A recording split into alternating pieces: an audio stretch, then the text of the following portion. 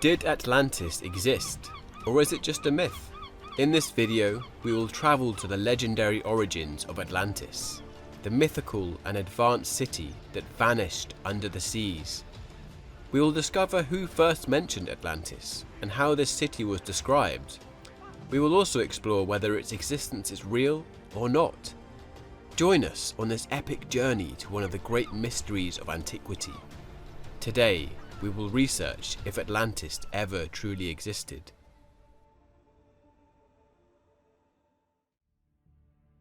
The story of a giant and highly developed island located west of the Strait of Gibraltar in the Atlantic Ocean has been a recurring topic for centuries. A city that suddenly disappeared, swallowed by the sea. But if it disappeared, and no archaeological evidence has been found, how do we know about its existence? The myth of Atlantis originates from two dialogues written by Plato called Timaeus and Critias. These dialogues are part of an unfinished trilogy based on his work The Republic, arguably his most important book. Plato was one of the great philosophers of ancient Greece and wrote numerous philosophical books that have been very influential in Western culture. In The Republic, Plato describes what he believes to be the ideal political organisation. He does so by imagining a city-state called Callipolis, where warriors form the ruling class and live in a communist system. The most distinguished warriors are selected to receive a superior education and once completed, start governing. Plato proposes that politicians should be chosen from among the best warriors and a power rotation to prevent corruption. Callipolis' political organisation serves as an opposition to democracy, the political system of ancient Athens, the city where Plato lived. But you must be wondering, what is the relation between Callipolis and Athens? We promise that it does exist, so please be patient. In Callipolis, after completing their training, the warriors would undergo a 5-year evaluation period where they would assume government roles. If they proved that they did not succumb to corruption or abuse of power, and they also adhered to values of fairness and justice, they would be permanently incorporated as philosophers. After that, they would rotate their activities, alternating between periods of study and contemplation and periods of political action. Callipolis represents what Plato believed should be the ideal political organisation of a city-state, something quite different than democratic ideas. As you can see, even though Plato is one of the most important philosophers in history and lived in a democracy, he actually disliked democracy. He believed that this system was ineffective, as people did not have enough knowledge to vote wisely. He also believed that people were easily fooled by the words of the populist, those that could manipulate the masses. Plato writes about somebody called Critias, a man who heard a story from the famous Solon of Athens, who also heard the story from some Egyptian priests. This story narrated an ancient episode. Apparently there had been a war between Athens and the Empire of Atlantis, an empire that desired to conquer Europe, Asia and Africa. Hang on a minute, this empire sounds like a total forgery. Plato writes of a story that someone told him. This man heard it from someone else, who heard it from others. Something that supposedly happened thousands of years ago. Something that, of course, has no evidence except for some documents that, oh, surprise, are missing. Well, this sounds like a fantasy, but let's continue. In the book, Critias narrates the war between the city of Athens and the Empire of Atlantis. But as important as the war itself is the description of the political systems of Athens, Atlantis, and the ideal city, the fictional Callipolis. Plato's texts describe Atlantis as an island with a fertile plain. It also had some mountains that protected it from the cold winds of the north. The plain, with numerous meadows and villages, had an advanced irrigation system that allowed abundant harvests. In the centre of the plain, there was a hill where the legendary couple Evenor and Leucippe lived. They had a daughter named Cleito, who in this painting is depicted being seduced by Poseidon. Let's just say that love sparkled between them.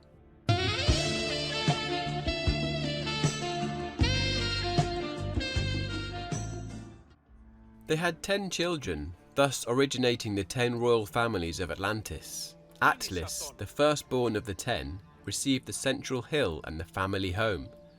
He was also named the leader of his siblings. The other siblings ruled as monarchs in the regions assigned by their father. The monarchy was passed down through generations of primogeniture, and the Atlanteans conquered neighbouring islands, expanding their influence throughout Europe and Africa. According to Plato, the god Poseidon constructed a system of alternating rings of water and land around the central hill. These water rings would make it inaccessible to humans who had not yet invented ships. Additionally, he provided the island with everything necessary for life, including 2 water sources, one cold and one thermal. The island was rich and fertile, and there was intense trade with other parts of the empire. Plato describes that the island produced a huge variety of food, including fruits, vegetables, beverages, oils, and desserts. The wealth of Atlantis had driven great technological advancements. Its cities boasted grand temples and robust industries that reflected the ambitious and expansive spirit of its society. Traders and travellers from all over the world gathered in its ports and streets. The concentric rings of land surrounding the central hill were filled with houses and contained numerous temples, baths, and gymnasiums. The houses of the guards were located in the outer circle, whilst the most loyal had houses in the Acropolis. The most impressive technical feat was the royal palace, which had been extended and improved by successive kings. In the central area, where Poseidon had joined Cleito generations ago, the Atlanteans had constructed a massive like button, and right beside that, an enormous subscribe button. Well, this part is not 100% real, but if you haven't done so already, remember to click that like button, subscribe, and click the notification bell if you're enjoying this video. Something as simple as this is crucial for keeping the channel going. Thank you so much.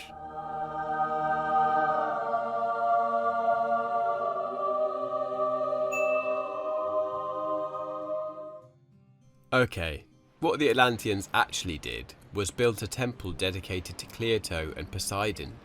The building was surrounded by a wall made of gold, and offerings from 10 regions of Atlantis were sent there. The Temple of Poseidon was even more impressive. It was decorated with silver and topped with golden domes.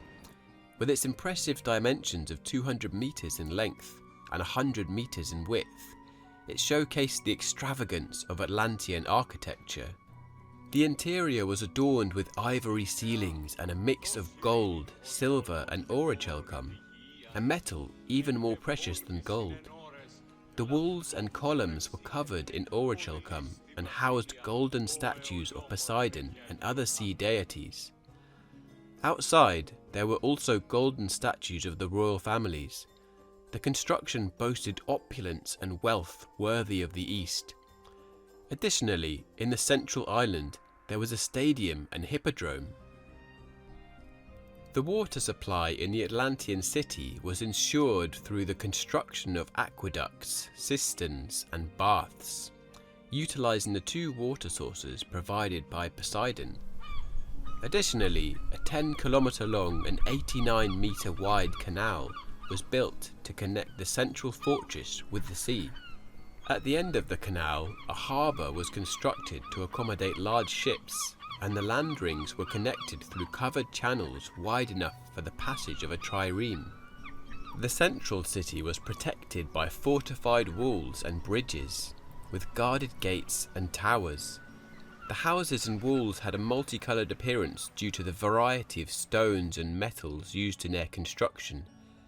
This is what Plato meant when he referred to Atlantis as an advanced society. It did not mean that they lived in the future or that they possessed secret technologies or superweapons from outer space. The army of the capital boasted an impressive number of 10,000 war chariots, 1,200 ships, 60,000 light soldiers, 120,000 hoplites, an equal number of archers and slingers, and 80,000 spearmen, totaling approximately 1 million men. In these numbers, according to Plato, he was not counting those from the other 9 regions. These numbers, so gigantic, appear to be exaggerated. The Confederation of City-States was ruled by an absolute monarch and operated under laws and regulations established by Poseidon.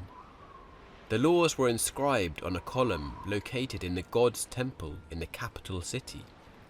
Rulers would periodically gather in the temple to deliberate and judge. The existence of this column bears a resemblance to the Code of Hammurabi, the legal code inscribed on a stone monolith by the Babylonian king Hammurabi. Everything exposed here sounds fascinating. It sounds so good that it makes you wish it was true, since discovering it would be truly astonishing. Could you imagine how important it would be to find ruins of such a complex city? It would be the discovery of the millennium. But before assessing whether all of this could actually have existed and where it might have been located, let's continue discussing what Plato wrote. According to the philosopher, history is an infinite cycle in which the universe is governed in turns by the demiurge, the supreme god, and then left to its own destiny. During the time when the demiurge directly controls the cosmos, humans are guided by the gods. However, when the demiurge left it to its own destiny, humans must take care of themselves, while the gods distance themselves from them. During this period, the world rotates in reverse, and there are periodic destructions that indicate the disintegration of nature. Finally, when nature is on the verge of disappearing, the demiurge takes control again, and paradise is restored.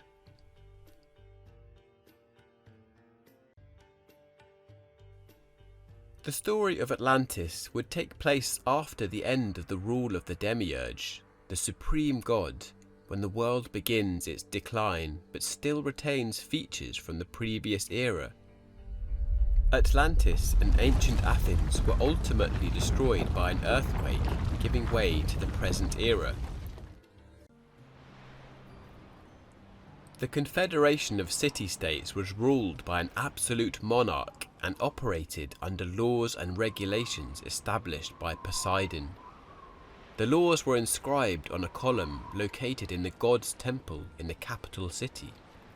Rulers would periodically gather in the temple to deliberate and judge. The existence of this column bears a resemblance to the Code of Hammurabi, the legal code inscribed on a stone monolith by the Babylonian king Hammurabi. Everything exposed here sounds fascinating. It sounds so good that it makes you wish it was true, since discovering it would be truly astonishing. Could you imagine how important it would be to find ruins of such a complex city? It would be the discovery of the millennium. But before assessing whether all of this could actually have existed and where it might have been located, let's continue discussing what Plato wrote. According to the philosopher, history is an infinite cycle in which the universe is governed in turns by the demiurge, the supreme god, and then left to its own destiny. During the time when the demiurge directly controls the cosmos, humans are guided by the gods. However, when the demiurge left it to its own destiny, humans must take care of themselves, while the gods distance themselves from them. During this period, the world rotates in reverse, and there are periodic destructions that indicate the disintegration of nature. Finally, when nature is on the verge of disappearing, the demiurge takes control again, and paradise is restored.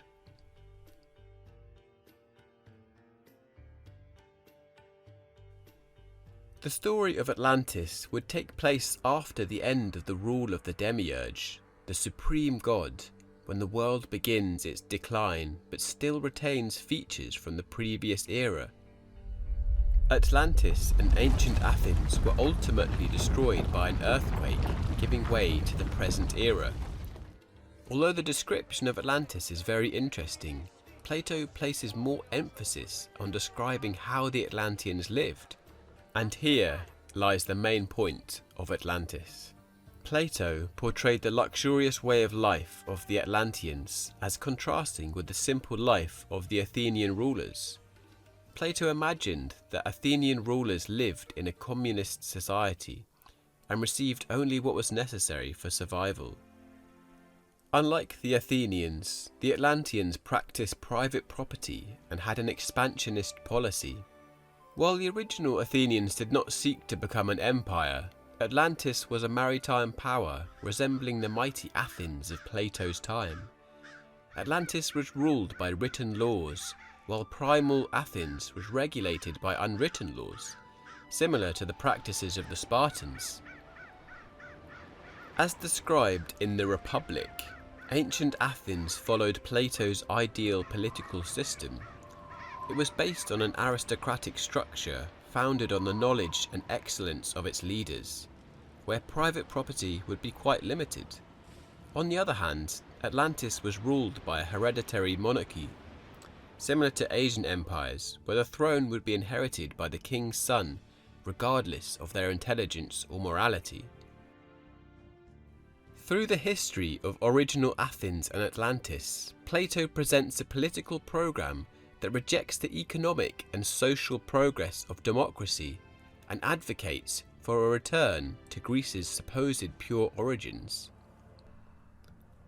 Plato viewed democracy as the cause of Athens' decline and believed that power should be held by a few men with philosophical knowledge and moral education.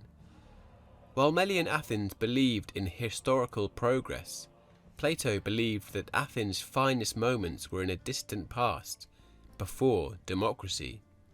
He considered it difficult to achieve a philosophical government in his time and offered a solution in laws.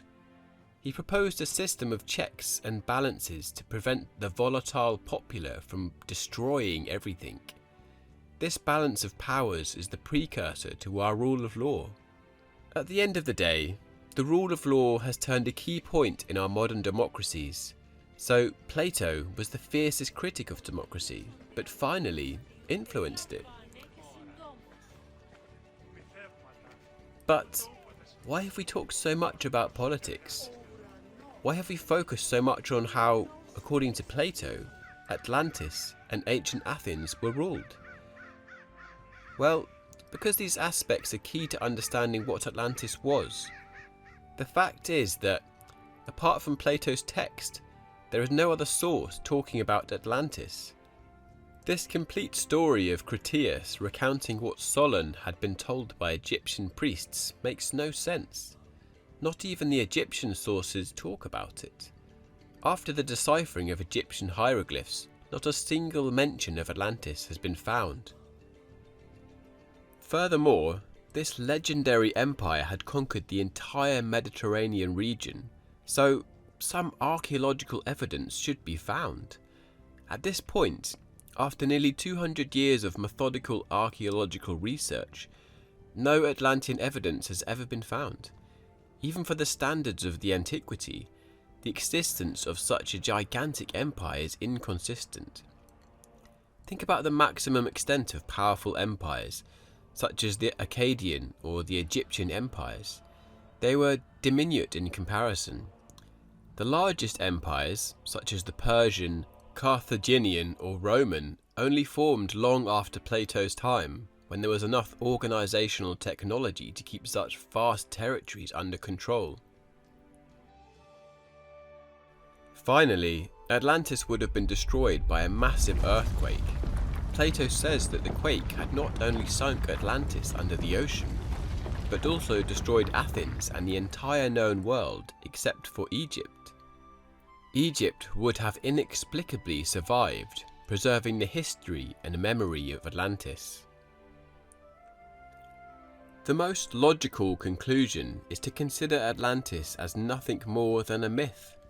It was a reflection on politics in which Plato transposes the absolute monarchy of Persia onto Atlantis. The war between prehistoric Atlantis and Athens actually represents the Greco-Persian wars that took place shortly before Plato's birth. Actually, the third book of Plato's Laws concludes the story of humanity with Persia and Athens, which are seen as the purest examples of a monarchical and democratic system. If we pay attention to the description of the island, we can identify lots of fantasy. Everything is too large, too advanced, and too luxurious for existing in prehistoric times. Constructing those concentric rings without machinery is pure fantasy. Let's consider the mighty Carthage, a city that had a fascinating circular harbour built from a small marine lagoon. It was much smaller in size. Or let's think about Tenochtitlan. The Aztec capital was so remarkable because it was built on small islands and utilised the Chinampas system. However, after a deep look, it was much simpler than constructing concentric rings. Furthermore, the presence of a stadium and a hippodrome, two typically Greek public buildings, indicates that Plato's vision was influenced by his own culture, assuming that all cultures would have similar constructions. We can discuss the size of the island, considered to be larger than Africa and Asia. Well, here we can assume that Plato was wrong, and the island was actually much smaller. But where would it be located? It should be near the Strait of Gibraltar, but the problem is that the sea floor has been mapped. The Atlantic Ocean is very deep, and to this day, no evidence of submerged islands have been found. There are some archipelagos like the Canary Islands, Madeira and the Azores. They are volcanic islands, gigantic volcanoes that have emerged above the sea level. However, no remnants of any civilization resembling Atlantis have been found on any of these islands. Finally, some enthusiasts tried to locate Atlantis in southern Spain, in the marshes of the Guadalquivir River. What is now a swampy area was a shallow bay in ancient times. Here, theoretically, something similar to Atlantis could exist.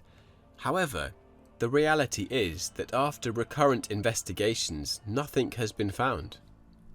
I'm not talking about finding the city itself, but rather any archaeological remains of, I don't know, anything. An Atlantean spoon, Atlantean pottery, an Atlantean coin, an Atlantean sword.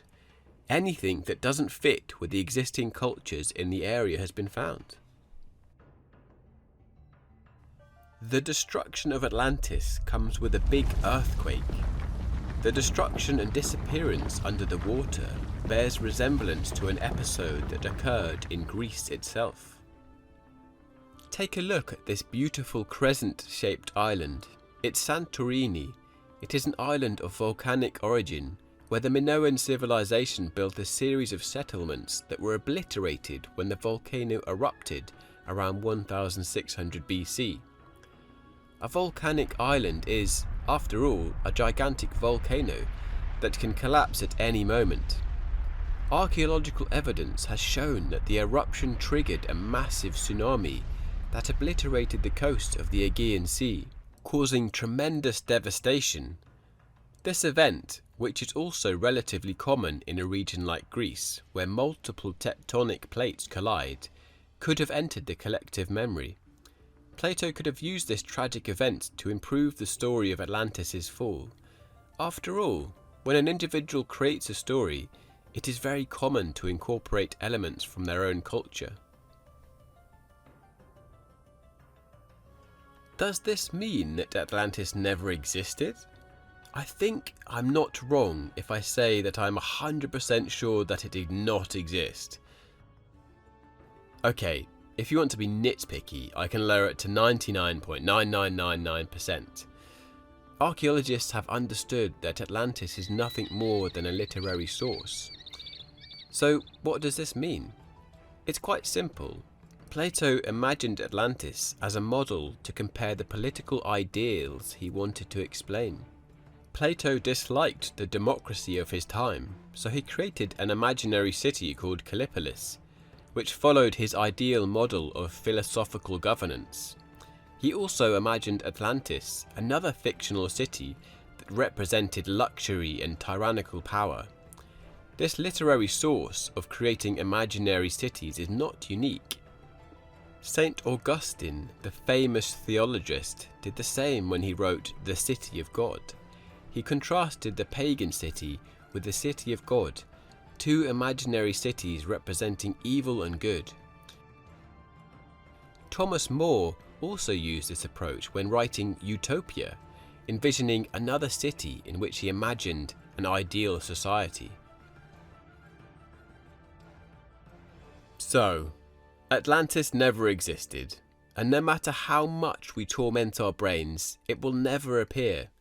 It was nothing more than a literary source used by Plato to present his political theory. If you've made it this far, please click like and subscribe. You might be interested in watching one of the next videos where we talk about super interesting topics. If you love geography and history, I recommend you watch more videos and share them with anyone you think might be interested. Thank you so much for watching and look forward to seeing you again soon.